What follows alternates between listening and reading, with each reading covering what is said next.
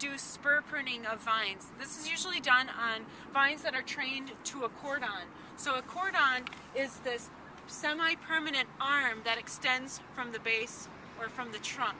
So they can be either unilateral or bilateral cordons. So in this case, we have vines that have two cordons that extend either direction from the main trunk. To do spur pruning, you basically need the same tools that you need for cane pruning. So you can have a hand pruners and a loppers, but you're going to make use of this hand pruners much more because we're basically just going to cut back our 1-year-old growth to 1 to 3 bud spurs depending on the system. In this case, because we have such a wide spacing, we can cut back our spurs to probably only 1 or 2 buds. So we're going to take a closer look at what these spurs will actually look like. So we have our cordon here, and from this cordon we have these little extensions that you see. We can call these arms. And from that arises our 1-year-old wood. So this 1-year-old wood is actually going to be the spur that we cut back to just a couple buds. And on here we want to count only, we're going to keep probably only 1 or 2 buds, and we want to not include our non-count bud.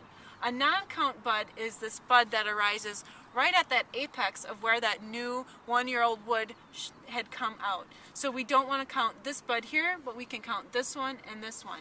So we want to cut that back right there and remove that 1-year-old wood.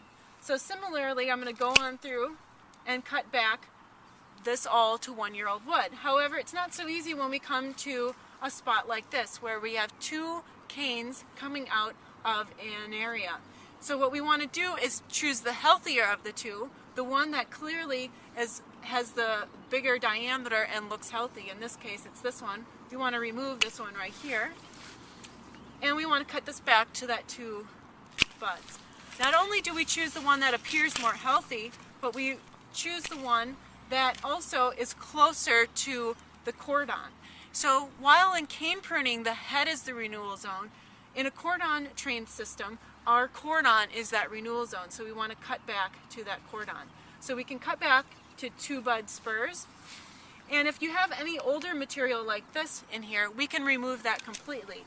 That's where our loppers comes in handy. So we can cut that off, and we don't have as much extra material in there. So we've got our spur right here. We can actually cut it down possibly a little bit more. So here's an example right next to it and this is pretty common in a cordon trained system, is that we might have a spur that no longer has any 1-year-old wood on it. In this case, we would remove it completely by bringing in possibly a handsaw that we could cut that out.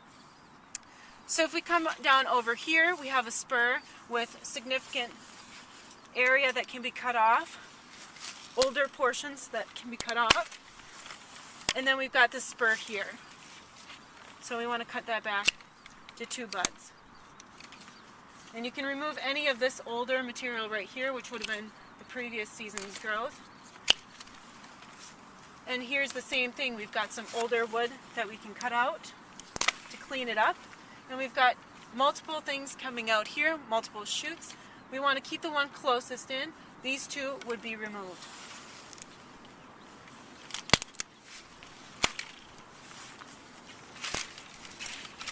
And this would be cut back to a 2 bud spur. And we keep continuing along the vine in that manner. So in this case, we came to a spur that we have to make a decision about what to keep and what not to. In this case, this shoot right here is actually closer to our renewal zone, our cordon. This one's just a little bit further away, but it has much nicer thickness or diameter. It looks a lot more healthy than this very short shoot here. So what we're going to do is we're going to maintain this shoot. Actually, we cut a little more, and we cut this one off completely. So that is what we will keep here. Then over here we can decide to keep some of this shoot right here, and we've got a lot of dead wood that we can come through later on and cut out. So you first pass through, you want to make your selections, your shoots that you want to keep, or these canes you want to keep that you're cutting down to just a couple spurs, and then afterward you come through and you cut out any excess dead wood that may exist in there. In some cases, you may have too many spurs next to each other, which might require you to remove some of these spurs. So we may choose to remove part of this one and keep only the spur right here. This really comes down to your shoot density per vine. Another thing is if you leave 2 buds on here, 2 shoots are going to grow from that. So you can potentially have more crowding in this area if you leave too many spurs in a given area. So now I'm at a completed vine that has been pruned to 2 or 1 bud spurs on a cordon system. And if we come and look at some of these, we have a nice display of these arms with the 1-year-old wood. We have any, if we have any that tend to have too many new spurs in an area, we can remove them, and that's the case right here. We actually have 2 spurs that we may actually want to choose one of them. So you can come in and actually remove one of them from that area to reduce the shoot density. In this case, we have an extension here that has really no new wood on it. We can remove that completely just to clean it up. And here's another one where we have 2 spurs. We can come in and remove one of them completely. So we can really clean up this area. Down here towards the end of a cordon, a lot of times can get very crowded. You can actually have a couple spurs. We might want to remove some of these spurs out of here.